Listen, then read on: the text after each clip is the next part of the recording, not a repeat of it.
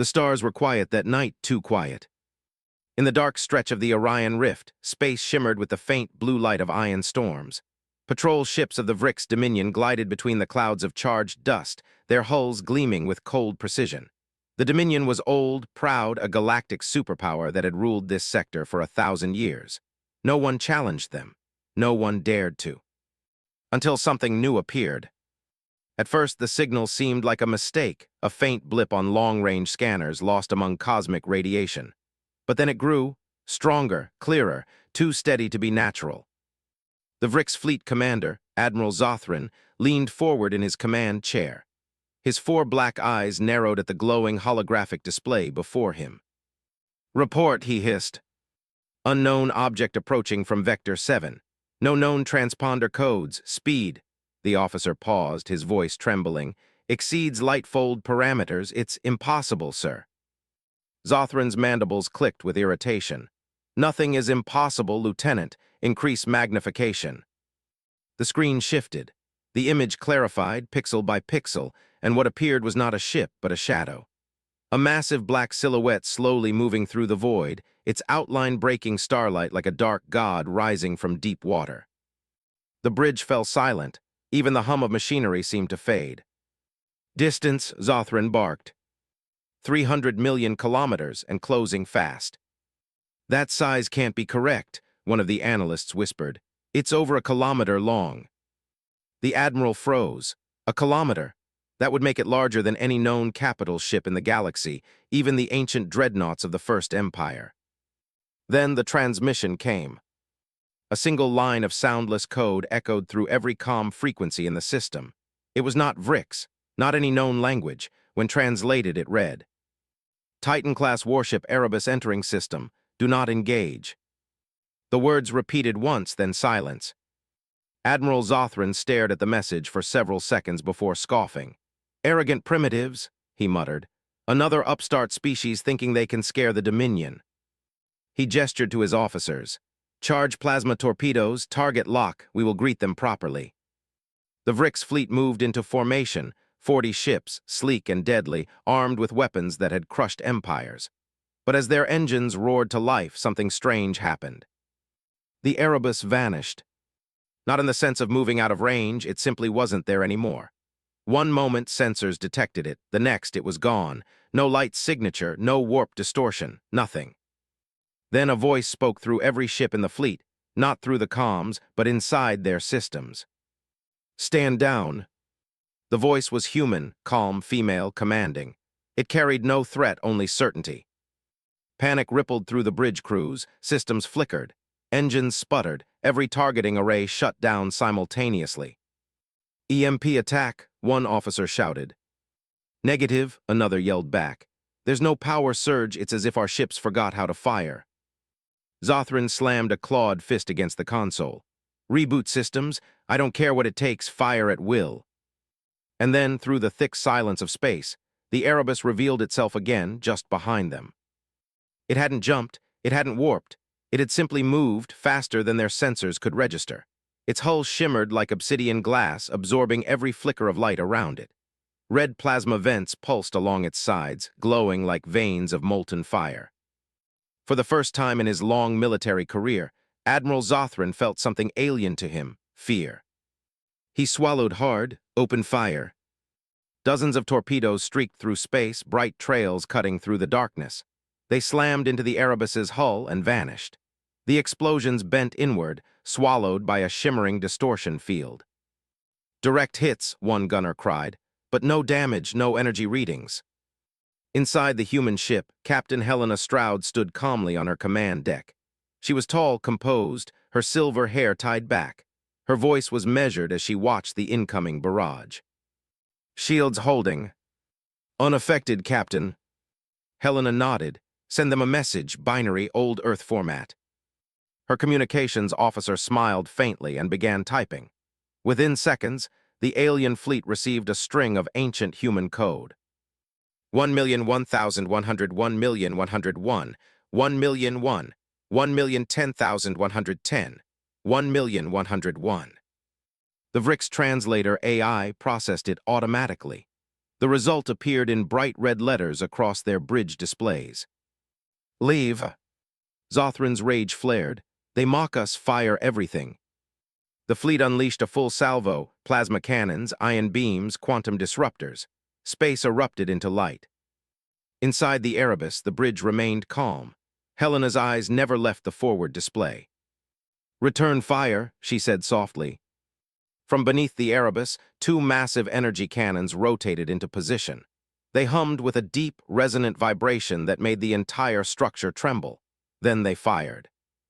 There was no sound, no beam, just a pulse, a single ripple through the void. The Vrix flagship simply ceased to exist.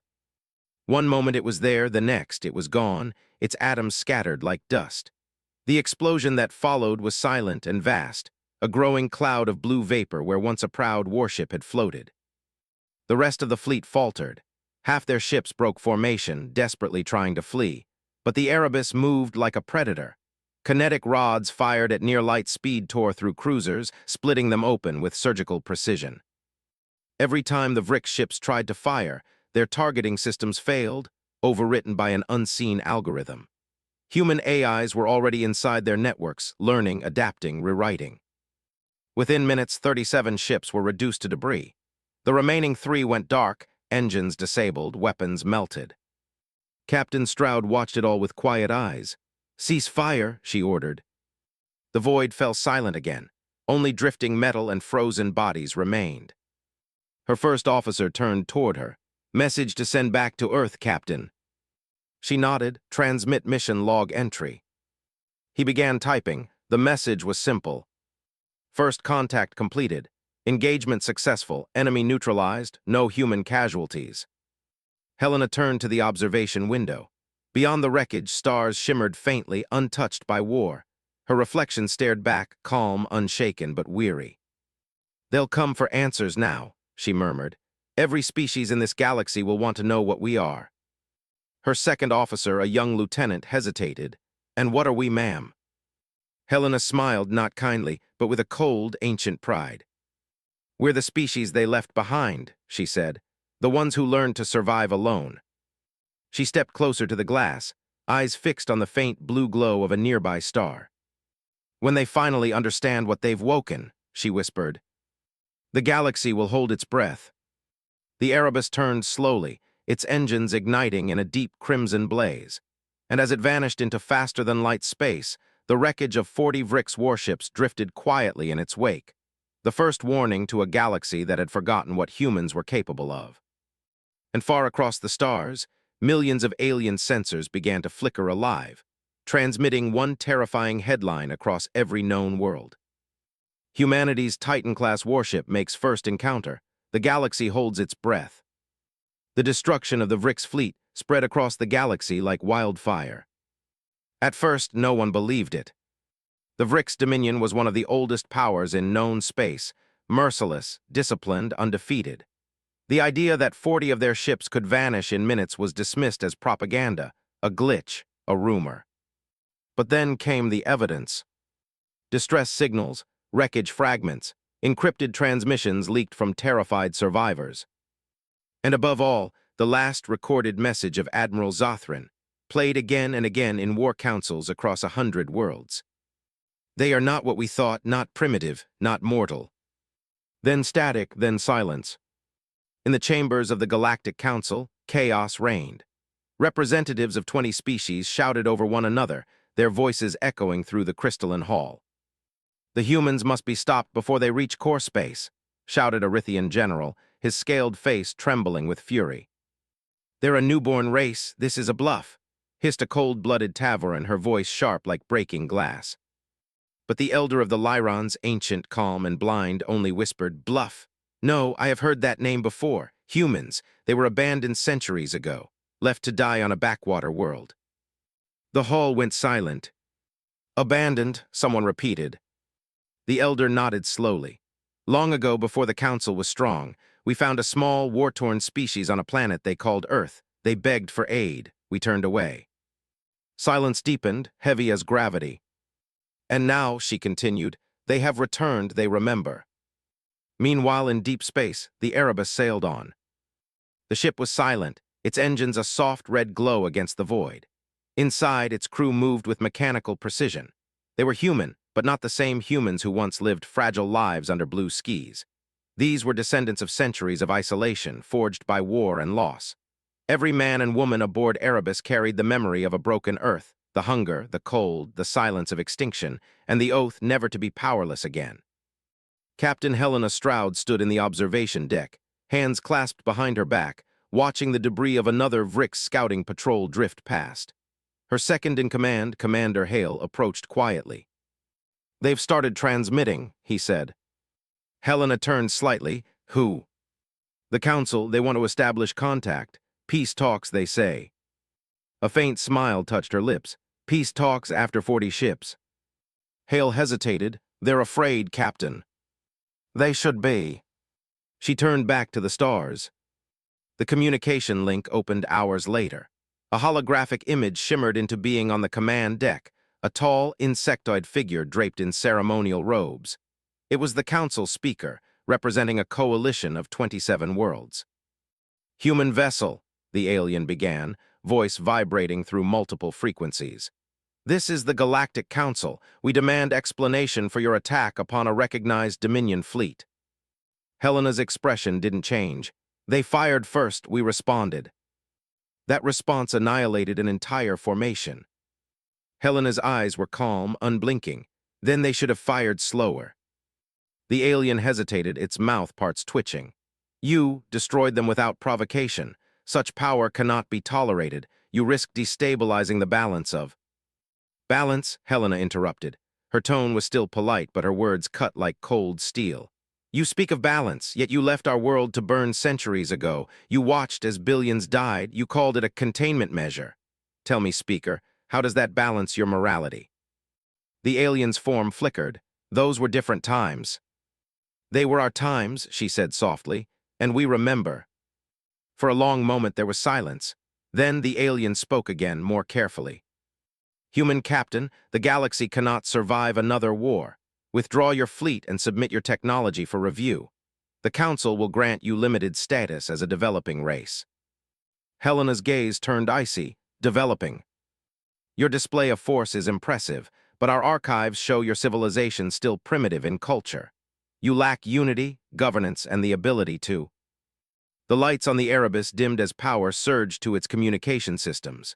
The human ship projected its own image now, the colossal form of the Titan-class warship, black and red, towering across the Council chamber's holographic wall. Its weapon systems pulsed faintly like the heartbeat of a god. Helena's voice was calm but absolute. "We lack nothing." Then she closed the channel. Hours later, the Council held an emergency meeting. Intelligence reports flooded in from across the sectors. Human fleets, not one, but 5 Titan-class vessels, had been detected leaving Sol space, all following different vectors. The galaxy began to panic. The Ural Confederacy deployed border fleets. The Tavaran Republic activated defense grids unseen for centuries. Even the peaceful Lyrons whispered prayers to forgotten gods. Because for the first time in 1,000 years, the galaxy had no idea what would happen next. Back aboard the Erebus, the crew prepared for long-range transit. The mission was far from over. The ship's AI, codenamed Athena, pulsed to life, its voice soft, feminine, eerily human. "Captain," Athena said, "Council fleets are repositioning along all major corridors. They expect retaliation." Helena smiled faintly. "Let them expect." "Orders, ma'am." "Continue to the next system. Record every reaction, every mobilization, every broadcast. We're not here to destroy yet." "Then why are we here?" asked Commander Hale. Helena's gaze hardened. "To remind them what humanity became when they turned their backs on us." In the silent corridors of the Erebus, soldiers walked past steel walls engraved with names, generations of Earth's fallen. Whole families, cities, nations lost in wars of starvation and cold. They were not conquerors by nature. They were survivors by necessity. And now they had returned to a galaxy that had grown soft. As the Erebus moved beyond the outer rim, alien listening stations caught fragments of human transmissions, coded signals that their best decryption AIs couldn't read. But one phrase repeated in Terran English, over and over, in a tone that made even hardened soldiers shiver. "We are not coming to join you. We are coming to finish what you began." 3 days later, the Vrik's homeworld received an unexpected transmission. It was visual. It showed the wreckage of their lost fleet orbiting a dying star, the broken remains of once-proud warships. And floating among them, illuminated by faint starlight, was the Erebus. A deep human voice spoke through the static. "This is humanity's first contact. The next one will decide if there's a second." Then the transmission ended. In the Council's secret chambers, panic turned into dread. The Lyron elder whispered to her aides, "Do you know what frightens me the most? Not their weapons, not their ships." One aide leaned closer. "Then what, elder?" She closed her sightless eyes. "They did not shout, they did not boast. They simply acted and then they stopped. That is the mark of a species that has nothing left to prove." And so across the galaxy, every empire began to prepare. Armies mobilized, planets fortified. Fear spread like a virus, a silent, invisible force that infected even the bravest hearts. Because somewhere, out there in the dark, humanity's Titan-class warships were moving again. And every alien world knew that when the humans finally decided to strike, there would be no warning, only silence, and then nothing. For now, the galaxy waited, and the stars held their breath. Fear is a strange thing in the galaxy.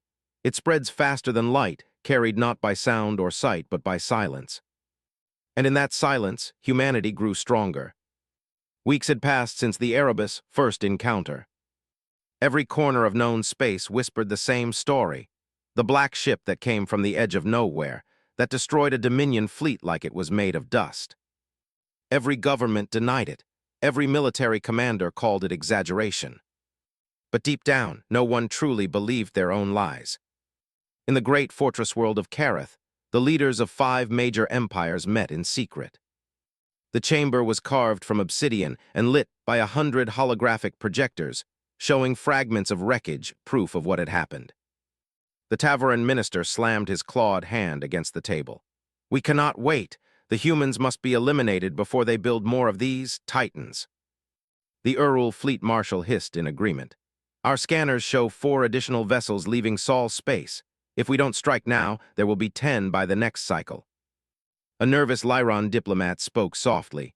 "And if we strike first, what if they respond?" The room fell silent. The Vrik's representative, still trembling from the loss of his fleet, whispered, "You didn't see what I saw. They don't fight for conquest.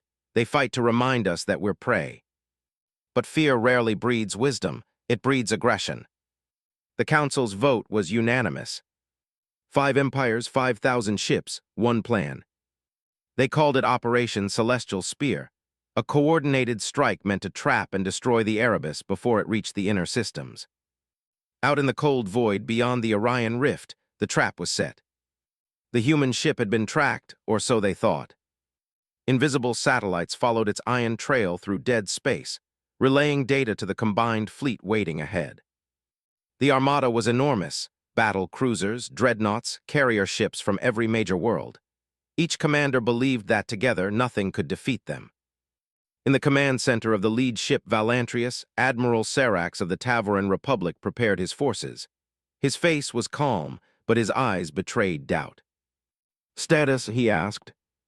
"All fleets in position, sir. Target approaching. Estimated engagement range in 3 minutes.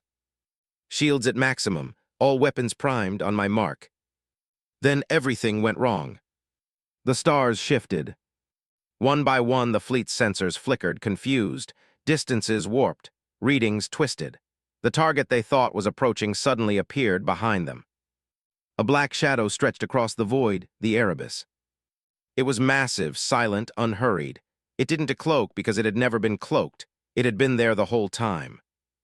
Admiral Serax froze, his scales tightening with instinctive terror. "Impossible," he whispered.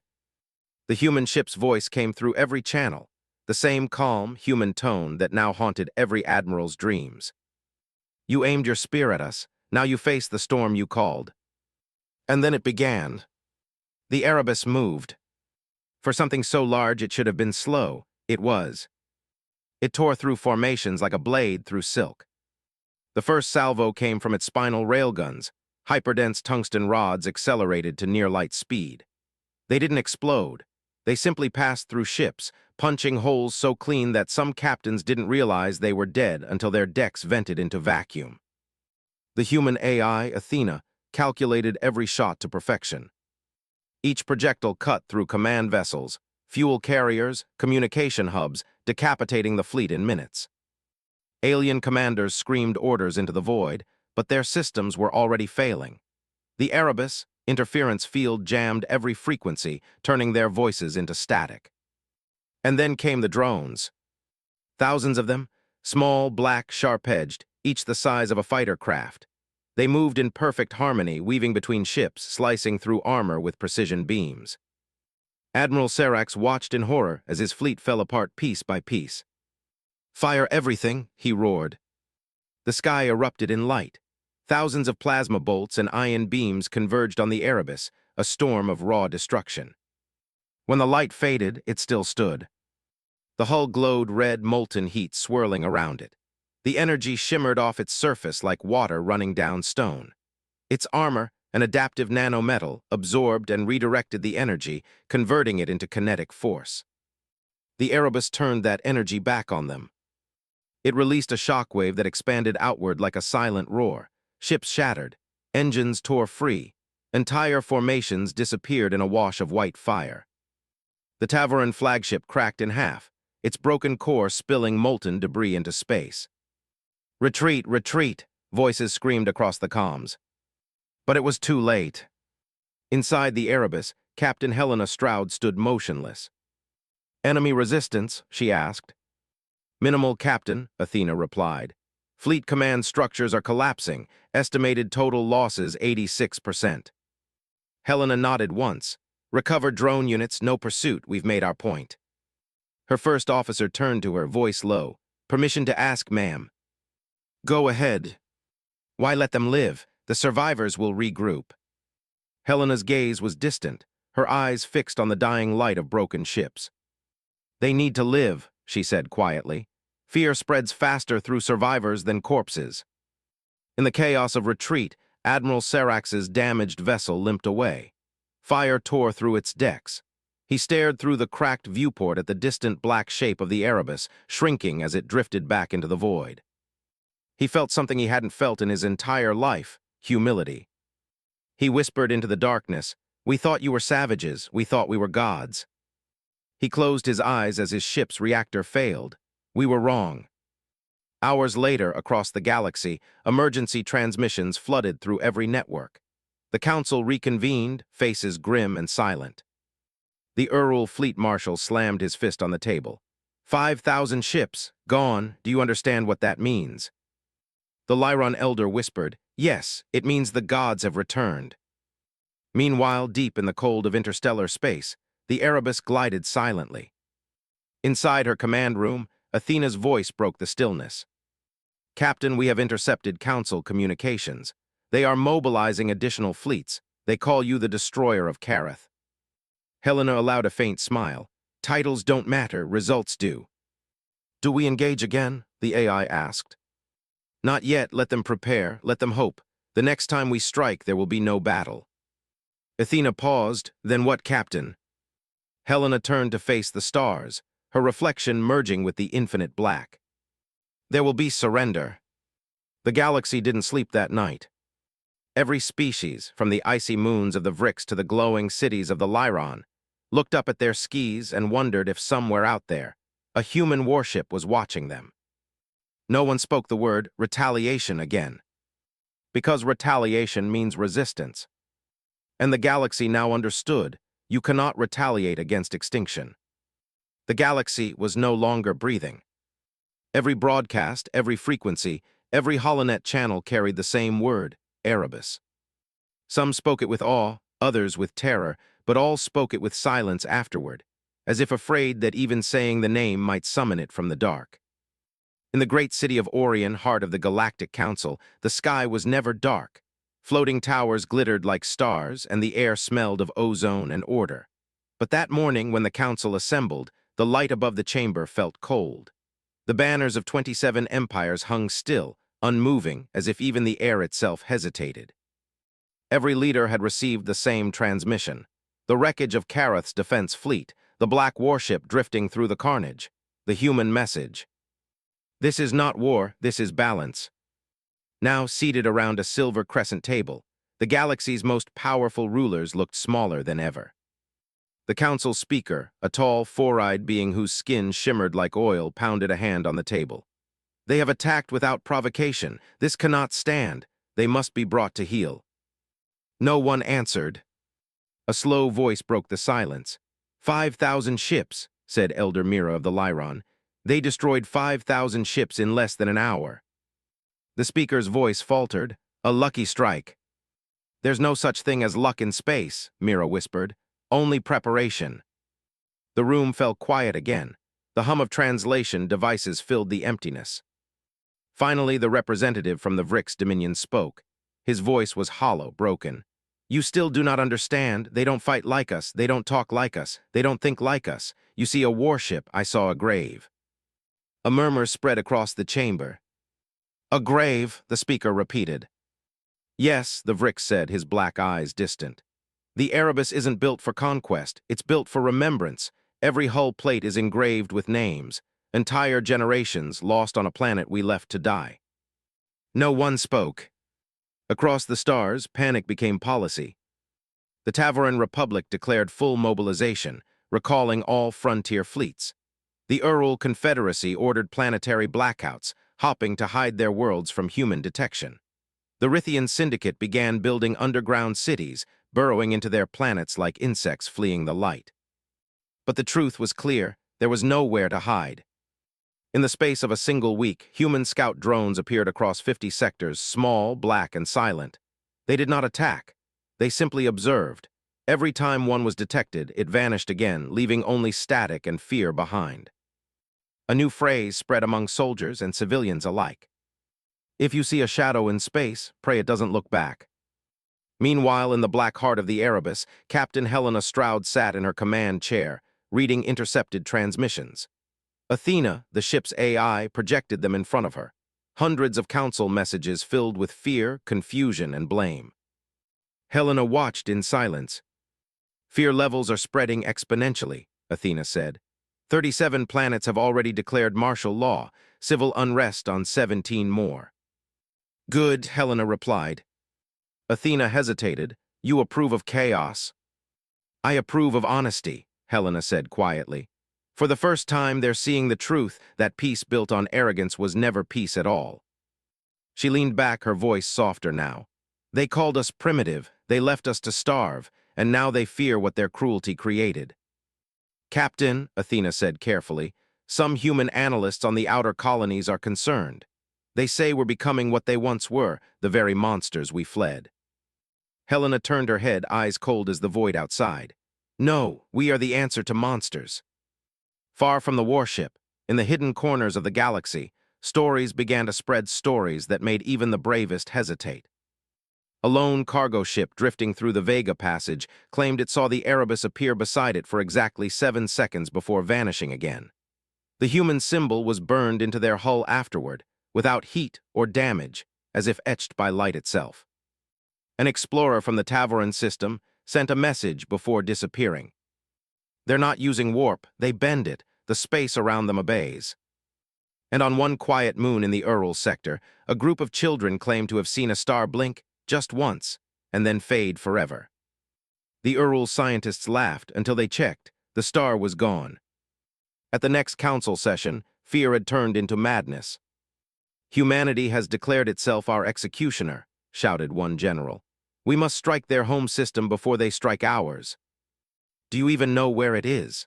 The Vrix ambassador hissed. The Sol coordinates in our archives are 3 centuries old. They may not even be there anymore. Then find them. The room exploded with noise, threats, panic, desperation. Only one voice cut through it, calm and old. Elder Mira of the Lyron spoke once more. You all make the same mistake, she said quietly. You think they want to rule, they don't. The room went still. They want to end the age of rulers. While the galaxy argued, Erebus continued its silent mission. It didn't invade worlds, it didn't bomb cities, it simply appeared above planets near stations, always at the edge of detection range. watching. And every time it appeared, those who saw it surrendered before it even fired. In one case, an entire colony of the Tavoran Republic transmitted a message directly to the ship. "We will not resist, we only ask to understand what you are." The Erebus sent one response. 3 words: "We are consequence." By now, even human outposts scattered through the void began to fear their own kind. The Erebus and the Titans were built by the Terran Defense Fleet, a branch of humanity that had evolved separately, darker, more disciplined, less forgiving. To the colonies, they were legends, protectors and nightmares both. In the outer colonies, whispers began. Maybe Earth shouldn't have survived.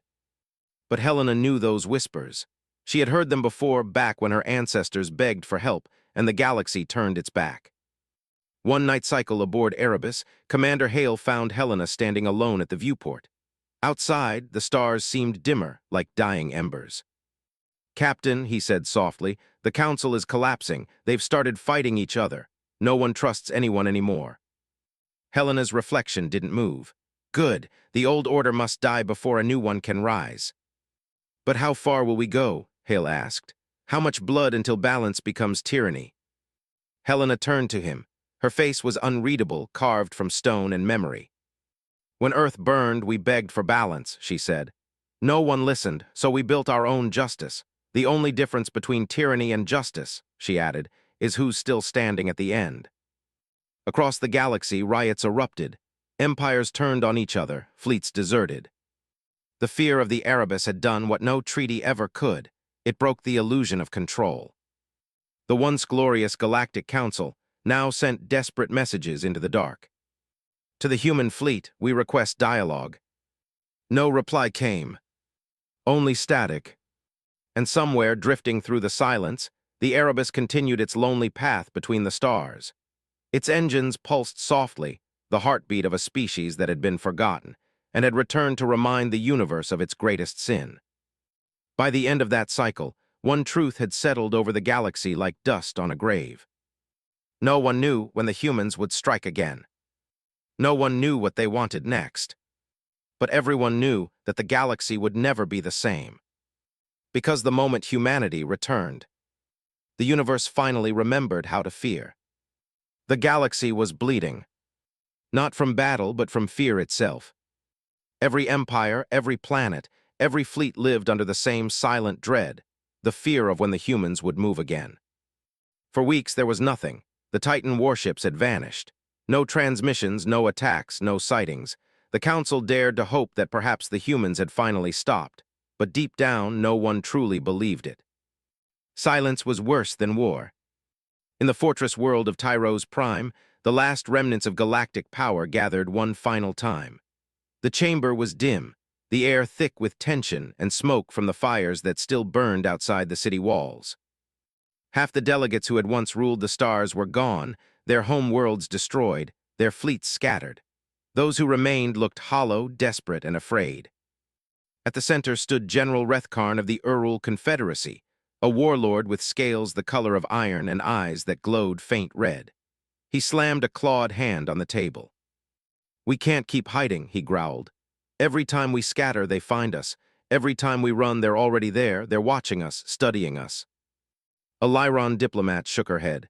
"You saw what they did to the Kareth fleet. You saw the wreckage. How do you fight a god?"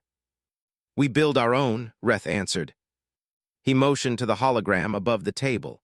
It showed a massive warship under construction, larger than any before it. "The Eclipse Project," he said. "A joint weapon, shielded with neutron armor, armed with a Novacore cannon. It will rival their Titans." Someone laughed bitterly. "Rival them? The last time we tried that, 5,000 ships vanished." Reth's jaw tightened. "This time we don't face them alone." Over the next months, the galaxy did something it had never done before. It united. Enemies who had fought for centuries now shared technology, fuel, and engineers. The Tavorans provided their plasma drives, the Lyrons their energy shields, and the Rithians their drone networks. For the first time, the stars hummed with hope. But it was a fragile hope, the kind that trembles under its own weight. Everyone knew they were building a weapon not to win, but to survive a little longer. Meanwhile, far away in the dark beyond the Orion Rift, the Erebus waited. Inside its steel heart, Captain Helena Stroud stood before a vast viewing window. Beyond it lay the galaxy, a swirl of light and color she no longer recognized as home. Commander Hale joined her, a data slate in hand. "Our probes confirm their activity," he said. "They're constructing something massive at Tyros Prime, a weapon." Helena didn't turn. "How long?" 3 months, maybe less. They call it Eclipse." A faint smile crossed her face. "Fitting name, a light trying to hide the sun." "Do we strike first?" Hale asked. Helena's voice was calm, almost gentle. "No, let them finish it. Let them believe they have a chance. Only then will they understand." 3 months later, Tyros Prime burned with industry. Massive shipyards orbited the planet, glowing like embers in the night. Millions worked without rest. Every broadcast declared the same message: humanity can be stopped. When the eclipse was finally completed, the galaxy celebrated. The Council broadcast its image across all worlds, a shining behemoth of alloy and power built from the unity of dozens of races. "This," said General Rethkarn in his speech, "is our answer to fear. The galaxy stands together, no shadow lasts forever." His words reached every corner of known space. But far beyond those stars, in the darkness between systems, a voice answered softly, unheard. "Then let there be night." The Erebus returned. It appeared without warning, slipping through the edges of the Tyros system like a phantom. The moment its black hull shimmered into view, every sensor screamed. The alarms spread like wildfire across the system. "Contact confirmed. It's the human ship." General Karn stood on the bridge of Eclipse, staring at the incoming signal. His heart pounded with both rage and awe. "Target it," he shouted. "All batteries online." Across the fleet, thousands of ships powered up, forming a protective wall around the new flagship. The air vibrated with the energy of fear disguised as courage. The Erebus drifted closer, silent, calm, unhurried. Then a transmission came through. Captain Helena's face appeared on every screen, cold, composed, and human. "You have built something beautiful," she said softly. "You should be proud, but beauty will not save you." Karn bared his teeth. "This time, human, it's you who will burn." "Then show me," she said. The Eclipse fired first. A beam of white energy cut across the void, raw power drawn from a dying star. It struck the Erebus dead center. The explosion blinded every sensor. For 10 seconds, the galaxy held its breath. Then the light faded. The Erebus still stood. Its hull glowed red-hot, armor half-melted, but its engines burned brighter than ever. From within, Athena's voice spoke. "Damage minimal, energy absorbed and stored." "Return it," Helena ordered. The Erebus forward cannons aligned. They glowed, the same white light that had struck them moments ago, now amplified 1,000-fold. When the Erebus fired, the beam split the sky. It hit the Eclipse directly. For one heartbeat, the two ships, the galaxy's greatest creation and humanity's vengeance, were locked in perfect, blinding symmetry. Then the Eclipse broke. Its armor shattered, its reactor imploded. The explosion consumed half the Tyros system, turning planets into fire. From the surface of Tyros Prime, civilians looked up and saw their sky burn. They thought they were witnessing a sunrise. It was not. The Erebus emerged from the flames untouched. Its engines roared once, sending shockwaves through the dying system. The rest of the Allied fleet scattered, engines screaming, formation lost. "Cease fire," Helena commanded. Athena's voice came softly. "They're retreating, orders." Helena closed her eyes. "Let them go, their defeat is message enough." Commander Hale spoke quietly beside her. "So that's it, no pursuit." She turned to him, her expression unreadable. "No, you don't chase a broken soul, you leave it to remember." The Council's hope died that day. Word of Tyros spread faster than light: the failed rebellion, the fall of the Eclipse, the annihilation of the last united fleet. Across every planet, one truth sank in like frost: humanity cannot be stopped. In the ruins of Tyros, among the ash and wreckage, General Karn survived. His body burned, his armor cracked, but his mind still burned brighter than pain. He watched the black ship drift away through the smoke, leaving him alive deliberately. He whispered through blood, "You could have killed us all." And in the distance, faintly, He heard the ship's final transmission echo through the static. "We could have, but we are not monsters. You made those long before we arrived." When the Erebus vanished back into the void, no one celebrated. There were no more plans, no more fleets, no more speeches. Only silence and the realization that the galaxy had just witnessed the death of resistance itself. From that moment on, no one dared to speak of fighting the humans again. They began to speak of something else instead. Survival. The galaxy had gone quiet again. But this silence was different, not the silence before war, but the silence after surrender. Tyro's prime was gone, the eclipse had burned, the united fleets had turned to dust. And still, humanity didn't speak. They didn't demand territory. They didn't send envoys. They didn't even celebrate. They simply kept moving. In the center of the known galaxy, the Galactic Council sat in emergency session. What had once been a proud symbol of peace now felt like a tomb. The banners that hung from the ceiling, bright colors of empires, republics, and federations, were now draped like funeral cloth. The council speaker's voice trembled as he spoke. "We have lost contact with 15 outer colonies. No distress calls, no survivors." A Lyron delegate whispered, "It's them again." "Why?" the speaker cried out, his voice breaking. "What do they want? They've already destroyed our fleets, shattered our worlds. What more could they possibly need?" No one answered, no one knew. Far from the council, in the vast black between stars, 6 Titan-class warships glided through the void. The Erebus, the Vanguard, the Nemesis, the Prometheus, the Hecate, and the Goliath. Each one was its own world, silent, immense, and deadly. Together, they formed a constellation of judgment moving toward the galactic core. Inside the Erebus, Captain Helena Stroud stood before the central display. The faces of her fellow Titan captains flickered around her, commanders who had become legends among humans and nightmares among aliens. Captain Voss of the Goliath leaned forward. "We've confirmed the Council's location. Shall we begin the strike?" Helena's voice was quiet but final. "Not yet." Voss frowned. "They deserve it." "They do," Helena said. "But what's coming isn't punishment, it's revelation." As the Titans advanced, entire sectors fell silent. Communication arrays shut down. Artificial suns went dark.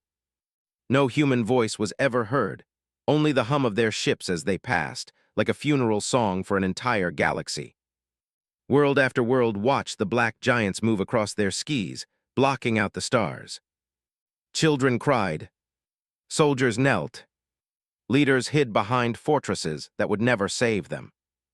No shots were fired, no messages sent. The humans simply observed, scanning, recording, and leaving behind silence. On the council world of Orion, panic consumed the streets. Civilians filled evacuation ports, desperate to escape the doomed capital. Every broadcast repeated the same warning. Titan-class warships inbound, estimated arrival 20 hours.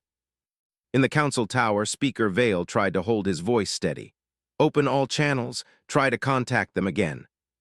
"We've tried 1,000 times, his aide said. "They won't answer." "Then broadcast on every frequency," Vale shouted. "Beg if we must show them we surrender." He turned to the holographic map. 6 red dots, the Titans moved steadily closer to the center. "Maybe," he whispered, "if they see our surrender, they'll stop." They didn't stop. When the Titans reached the Orion system, their shadows covered the planets.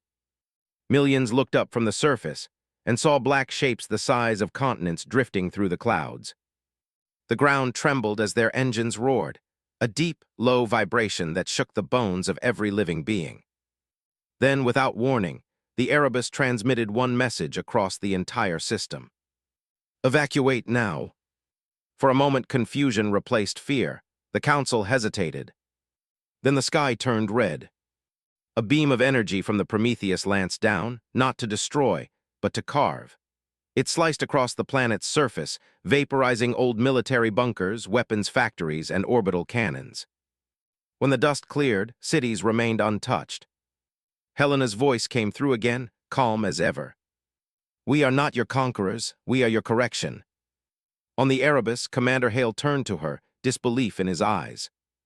Captain, you spared them. Helena didn't answer right away. Her gaze stayed fixed on the burning world below. They need to live with what they've done, she finally said. That's a harsher punishment than death. But if we don't finish them, she turned sharply, then we become them. Her words hung in the air. Even Athena the AI paused in silence. Meanwhile, on the planet's surface, the people watched the Titans hovering above the sky. The Council broadcast one final plea. Humanity, we yield. We surrender every world, every fleet. Please spare us. No answer came. Instead, the Erebus projected something across the entire sky. Massive holographic symbols written in ancient Terran English. Remember Earth.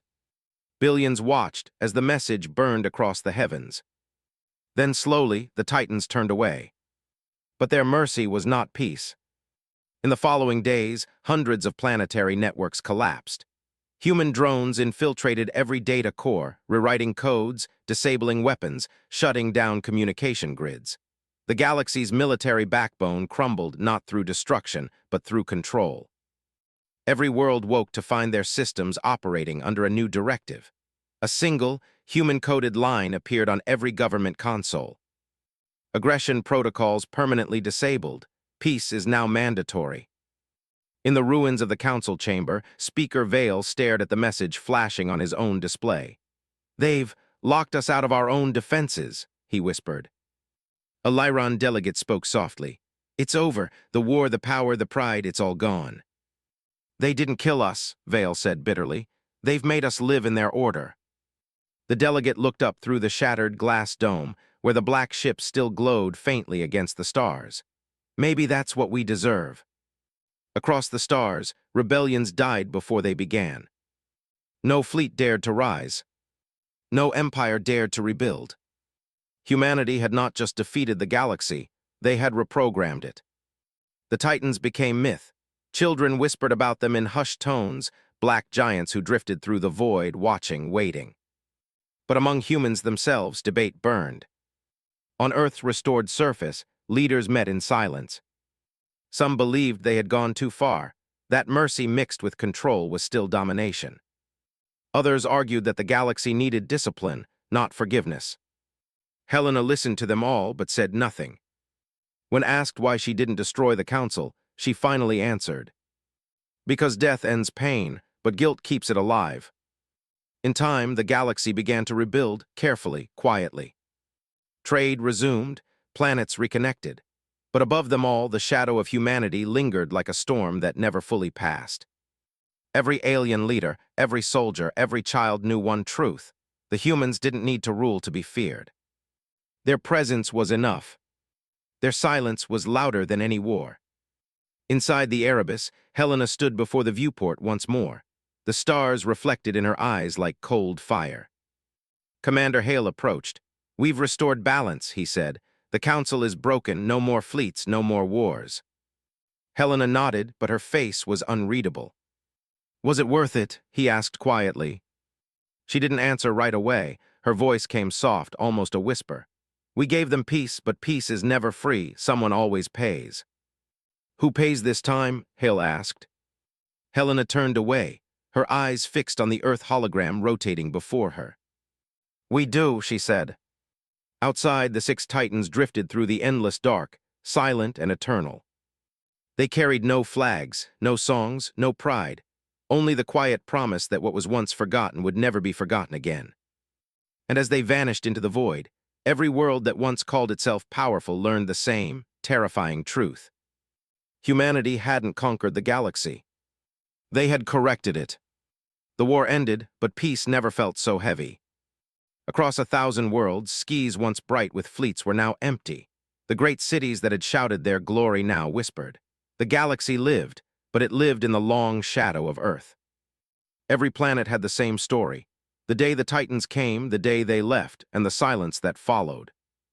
That silence became the new law. On Orion, the former capital of the Galactic Council, grass grew between the cracks of marble walkways. The Great Hall stood half in ruin, its once golden banners hanging in tatters. The surviving councilors met once a month, not to rule, but to remember. Elder Mira of the Lyron presided over the last session. Her voice was soft, like a prayer to a god she no longer believed in. "The humans have done what no empire ever could," she said. "They ended war, not by mercy, not by fear, but by finality." A young Tavaran delegate asked timidly, "But are we free?" Mira smiled, the kind of smile one gives before tears. "Freedom is a word we used when we thought we deserved choice. Now we live with the choices we made."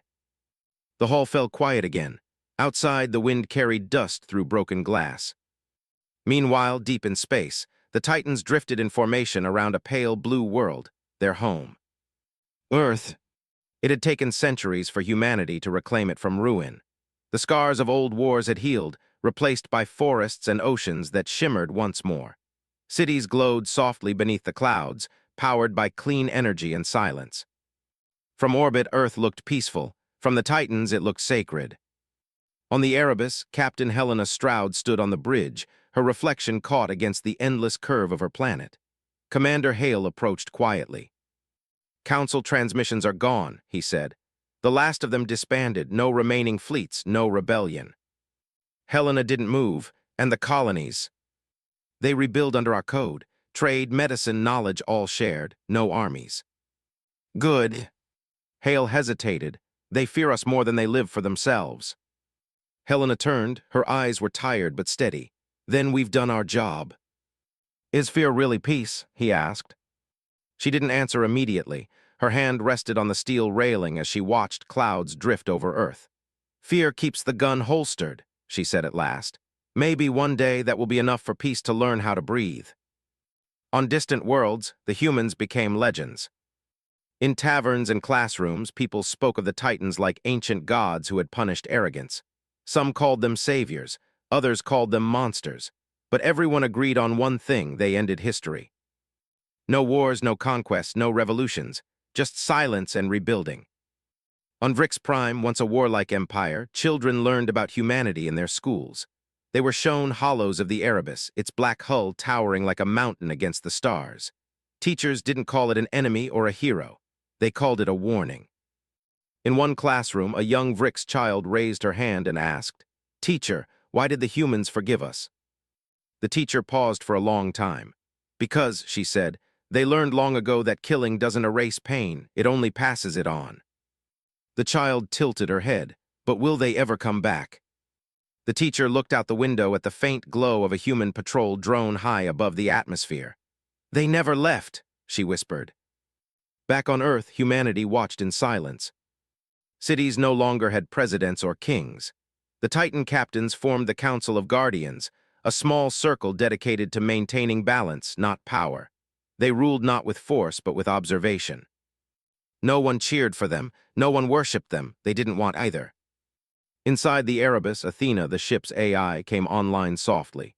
"Captain," she said, "the galaxy's reconstruction programs are stable. Resource conflicts have dropped by 98%, but there's something else." Helena turned. "What is it?" "Reports from the rim sectors. Some human colonies want independence from us. They say the Titans have become what they once destroyed." Helena sighed. "It was inevitable." "Will you stop them?" Athena asked. "No," she said quietly. "Let them dream of freedom. That's how it begins again. That's how it stays alive." And so humanity's empire was not built on power, but on consequence. Where once stood fleets and fortresses, now stood silent sentinels, monuments left by the Titans. Each was carved with the same inscription: "In memory of the day, we remembered who we are." Pilgrims from all species traveled to see them. Some prayed, some cursed, some stood in silence and simply understood. For centuries, no one dared to build another weapon of war. But memory fades, even in the stars. 100 years later, a signal broke through the silence. It came from an abandoned mining system near the galactic rim. Weak, faint, but unmistakably human. "This is Commander Roan of the colony ship Diligence. We found something, buried in the ice of Epsilon 3. It's not human, and it's awake." The message ended abruptly. When the signal reached Earth, the Titan captains gathered in the old control hall beneath the planet's surface. Helena Stroud, older now, her hair silver and her voice low, stood before the hologram. "Another threat?" asked one officer. "Maybe," she said. Or maybe the galaxy's reminder that peace never lasts forever. Hale, now Admiral Hale, stood beside her. Do we mobilize the Titans again? Helena's gaze drifted toward the sky. We'll watch first, always watch. She turned away, her tone almost wistful. Maybe one day the galaxy won't need us. Maybe one day it will finally forgive itself. Outside, the Erebus stirred once more. Engines hummed like a sleeping giant waking from a long dream. The Titan rose slowly, its shadow falling over the blue earth below. People on the surface looked up and whispered prayers, not of fear but of respect. They had lived under that shadow all their lives, and though they feared it, they also trusted it. Because the Titans had taught the universe something no law ever could.